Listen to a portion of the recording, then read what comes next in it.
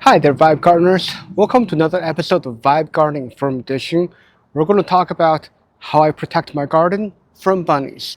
With that said, let's go. Now, if you guys are a gardener in North America or most of the world by this point, you have some kind of bunny or rodent that is of real pest to your gardening experience. They like to come and they like to feed on the leaves of your plants.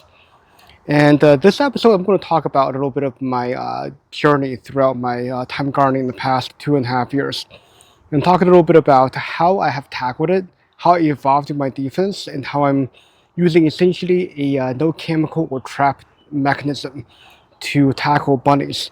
So I'm going to start off a little bit by kind of what you can't do, at least in Ann Arbor, Michigan, when it comes to bunny control, and then a little bit about how the professionals handle bunny control, and then the things that I've done to really eliminate the threat of bunnies in my garden with the examples I want to show you guys here. So with that said, here we go.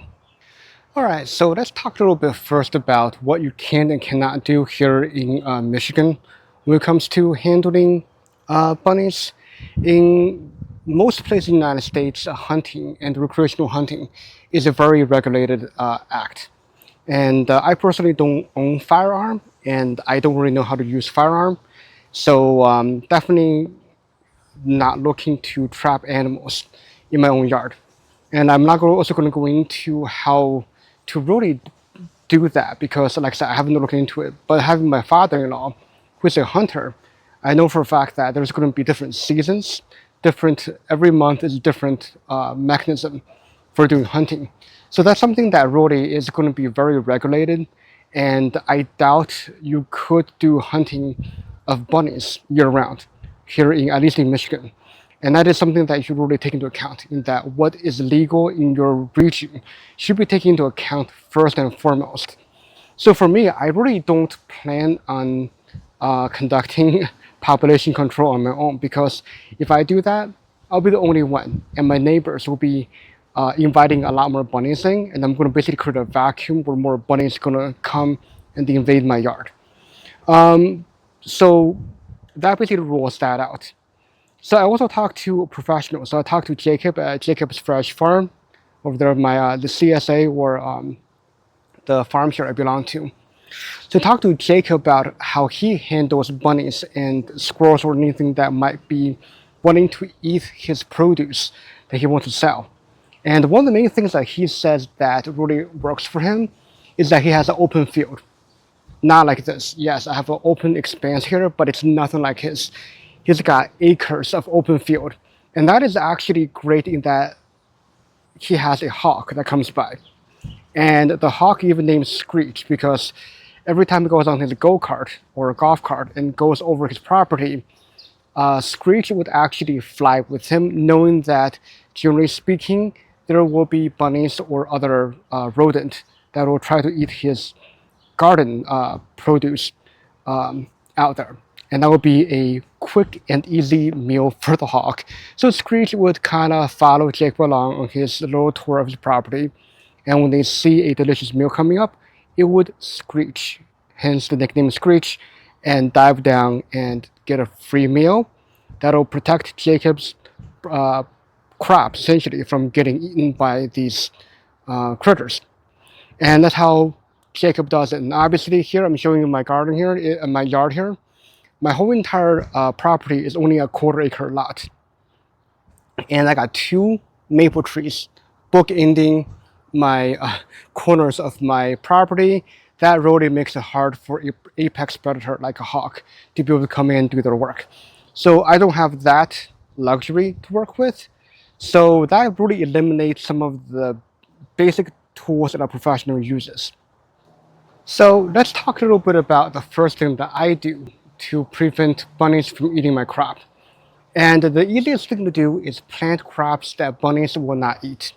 For example, tomato, anything with a strong flavor, strong scent, anything herbal that is not parsley or cilantro, because that's one of their favorites.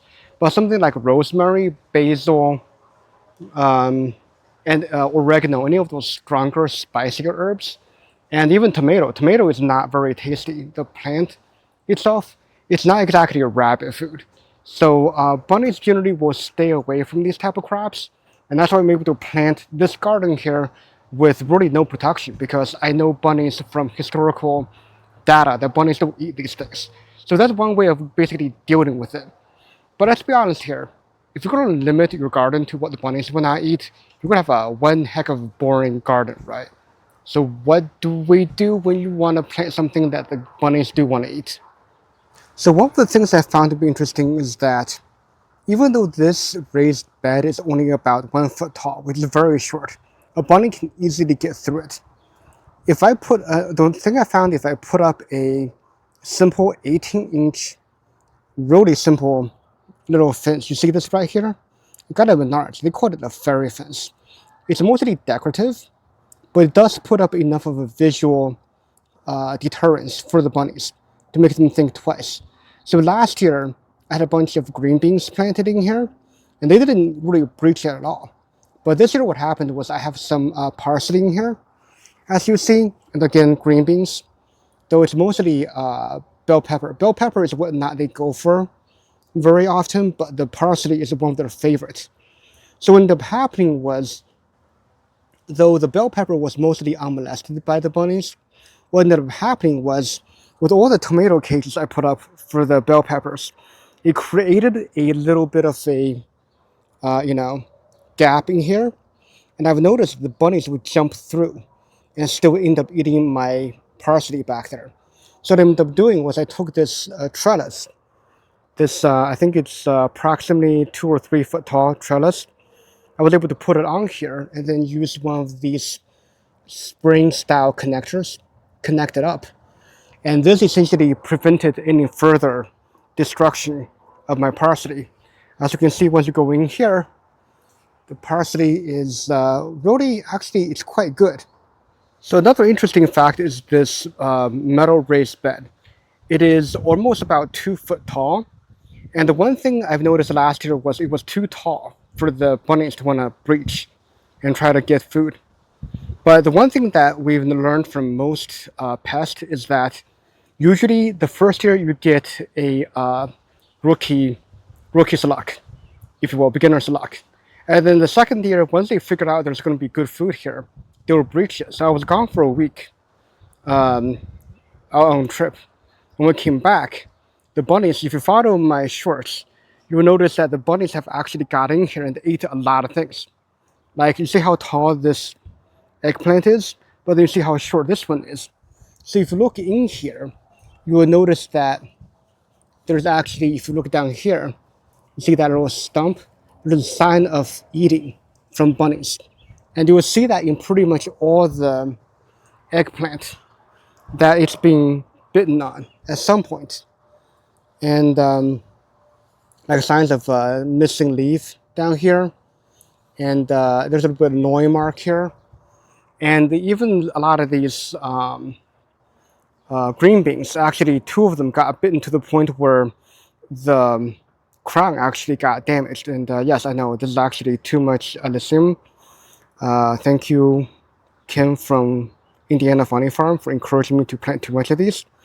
But eventually what happened was I came back and the celery was also pretty well, you know, it's got some, got eaten down pretty well. So what I ended up doing was I came and then I was able to put up this fence once again. Now this fence right here, add another 18 inches, or in this case, it's probably only about half or so, 9 or 10, actually 9 or 10 inches. So this puts it at almost 3 foot tall, which is well above what a bunny can breach. So again, another lesson we learned is that bunny will actually improve their strategy of attack from year to year. And also, remember guys, bunnies love to eat marigold. They're not a deterrent. They actually lure bunnies. So if we all remember my herb bed here, one of the things that taught me another lesson is that even if the bunnies are not into eating your crop or my herbs here, like the sage, it really isn't interested. Chive, not really. Definitely not mint. And yes, I got parsley this year, but this is actually not what drew them in. what I drew them in is with a photo that I'll have on the left here from before. This patch of lemon thyme here, though they don't want to eat it, what ended up happening was they decided that this was a great host for a bunny nest. So mama bunny got on here, dug out almost like 2/3 of the roots, and started stuffing grass clippings in there to make a nest. So I had to fence this part, and this year, like I said, earlier, they get more audacious with their attacks. So here, as you can see, from the other short, which I will link below, I discovered that the bunny got in here, got into my chives, and this fence I put up here, this wasn't there before. So what ended up happening was they dug out, again, 1/3 of the roots or so, and started stuffing grass clipping there to make a nest for their babies. As a matter of fact, they got in here and destroyed all my winter savories, all of them. Don't have any left. So this year, as you can see, the defense has been significantly improved to basically take out all weaknesses in the fortress. So this year, one of the new things we have now is this basically a shorter bed. It's about a foot tall of just mostly zucchinis. And at first I thought they were basically safe because last year bunnies didn't come to the other location. So I figured it might be safe. But as you can see, if we go zoom in here, you'll notice that, yeah, we got stumps. They ate the leaves here. And this happened after a rainstorm. They discovered it and decided it was good food. So this is interesting one in that the bed is rather small. So the fencing, as you can see, is not very elegant. It's got like this weird V shape here and everything. And one thing I've noticed that is going to be very critical is that even if the fencing isn't exactly perfect, but here, this is where you can see the weirdness going on. I put one segment on its own. It's not even connected to anything. And that's fine. And here, you see a squirrel was digging here, excavating at one point. I put on this essentially not very good fencing, but all it is a visual deterrent. What that tells the bunny is that, yes, you can't eat from the side, but also because the bunny can surely jump over this fence here. So what I told the bunny basically is that visually there's no landing spot. Yes, you can jump over it, but you can't land safely and be sure that you'll come away unscathed. And that really, I think, is the winner that we got to remember is that bunnies, if you give them enough visual deterrent and you make them feel unsafe jumping into your garden bed, you essentially will prevent them from getting in. Alright guys, so I hope that kind of gave you guys an idea of how I have tackled the defense against the bunny for my garden here. I know it's a very deep topic and everyone has different kind of property and different techniques of handling bunnies. Now, if you have any better ideas, I would love to see how you guys have tackled it. Please leave a comment below of how you do it. Subscribe for more content like this. And remember, at the end of the day, it's about visual deterrent. And it's really a fight between your will and the bunny's will. And so guys, just keep making it harder and harder for the bunny to think of ways of getting in. So until next time, guys, keep protecting your garden and keep gardening and keep vibing. Let's go.